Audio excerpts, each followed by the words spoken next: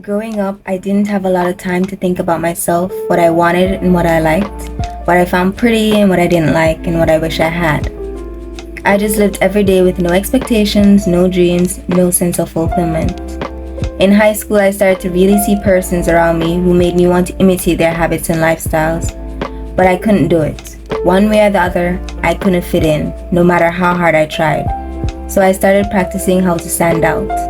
I found my passions, I found things I like, things I didn't like, things I found pretty, things to be appreciated for, and most of all, I found God.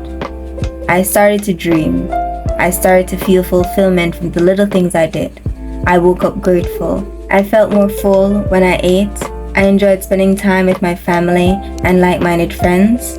But by the time I reached college, I started to drift. I started to wonder, was that really who I was? Was I really enjoying this, or was I pretending to fit in? It's then I realized I needed a break, and that breaks were necessary to stop feeling overwhelmed, to stop overthinking, to stop feeling in control, and to stop worrying. So today in this video, I did exactly that.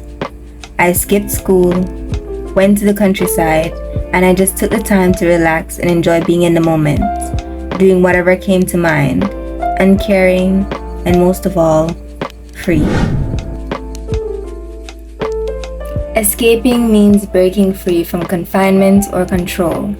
School tries to confine us, work tries to confine us, and the worst of them all is ourselves. We try to confine ourselves, and imagine something simple as going out for a walk or a drive with no destination in mind can break you free. Going without Wi-Fi can break you free. Running around like you're 3 can make you feel free. Anything becomes possible and you feel so much lighter. No longer overwhelmed. Remember, life is like swimming in the sea.